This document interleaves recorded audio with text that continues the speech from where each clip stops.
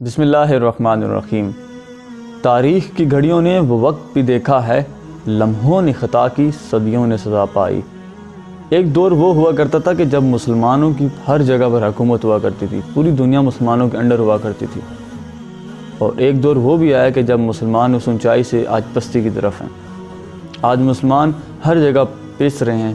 ہم مسلمانوں کو ایسے پیسا جا رہا ہے جیسے چکی میں آٹے کو پیسا جاتا ہے، مسلمانوں پر ہی ظلم کیا جاتا ہے۔ اس اونچائی سے پستی تک کے سفر کو سمجھنے کے لیے میں سمجھتا ہوں علامہ اقبال کا ایک ہی شعر کافی ہے: اگر یہ قرآن تم نے بھلایا نہ ہوتا، یہ زمانہ نہ زمانے نے دکھایا ہوتا۔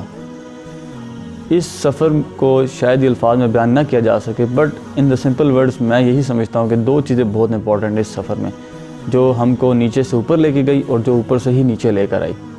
اوپر سے نیچے اونچائی سے ایک ترقی کا دور ہم نے دیکھا، اور ایک آج ہم پستی کا دور بھی دیکھ رہے ہیں۔ ترقی کے دور سے ہم جو واپس پستی کے دور میں ہیں، اس میں جو سب سے پہلی خوبی یہ ہے کہ ہم نے اپنے دین کے راستے کو بھلا دیا۔ ہم اپنے دین کے راستے کو بھلا کے دوسروں کو دیکھ کر دوسروں کے کلچر کو فالو کر رہے ہیں۔ ہم یہ سمجھتے ہیں کہ شاید وہ ہم سے بہتر ہیں۔ ایون ہمارا ماضی، ہماری ہسٹری، ہمارا پاسٹ ان تمام لوگوں سے سب سے بیسٹ ہے۔ اور دوسری یہ چیز کہ ہم نے جو لوگوں کو موقع فراہم کیے کہ وہ آ کے مسلمانوں کے اندر کے راز معلوم کرے، اسی کو اپلائی کرے، وہ خود ترقی کر گئے اور ہم پیچھے رہ گئے۔ اس تمام سینیریو کو سمجھنے کے لیے میں نے ایک کتاب پڑھی تھی جس کا نام ہے داستان امام فروشوں کی، جو کہ التمش نے لکھی ہے۔ اور یہ کتاب سلطان صلاح الدین ایوبی کے دور کی کتاب ہے، جو انہوں نے کیسے بیت المقدس کو فتح کیا تھا اور کیسے انہوں نے ایجنسیز کے خلاف لڑا تھا، اور یہودیوں کو کیسے بیت المقدس کو ان کے ہاتھ سے چھین کے مسلمانوں کو دیا تھا۔ اور آج وہی بیت المقدس دوبارہ یہودیوں کے ہاتھ میں چلا گیا ہے، اور وہ وہاں پر ٹیمپل ماؤنٹ بنانے کی پلاننگ کرے، اور ہم میں سے مسلمانوں کی اس بات کا علم ہی نہیں ہے۔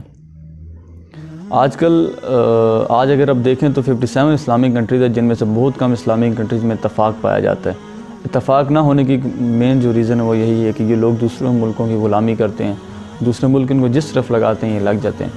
تو یہ جو چھوٹی سی کتاب آپ اپنی اسکرین پر دیکھ رہے ہیں، داستان امام فروشوں کی، التمش نے لکھی، اس کو ضرور پڑھیے گا۔ اس کو پڑھنے کے بعد آپ کو اس بات کا علم ہوگا کہ مسلمانوں کتنی محنت اور کتنی جد و جہد کے بعد اپنی ایک سلطنت قائم کی تھی، اور ہم نے اس سلطنت کو اپنی غلطیوں اور اپنی کمیوں اور کوتاہیوں کے باعث ہم نے دوسروں کے ہاتھ دے دیا، اور آج تمام وہ سلطنت ختم ہوئی، مسلمانوں میں اتفاق ختم ہو گیا۔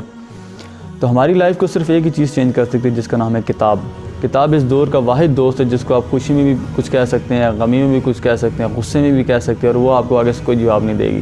وہ آپ کو سیدھا راستہ بتائے گی، وہ آگے سے خاموشی سے سب چیزیں سہتی رہے گی، اور آپ کو تنہائی کا آپ کا دوست اور تنہائی کا آپ کا ساتھی بن جائے گی۔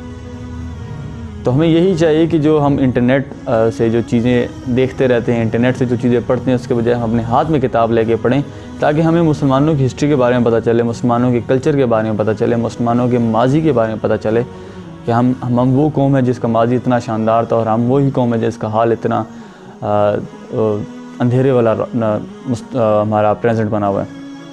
تو ہم اپنے حال کو تبھی چینج کر سکتے ہیں جب ہم اپنے ماضی کو یاد کریں اور اپنے ماضی کو اپنے مستقبل کے مطابق بنانے کی کوشش کریں۔ آپ تمام لوگوں کا بہت بہت شکریہ۔ السلام علیکم۔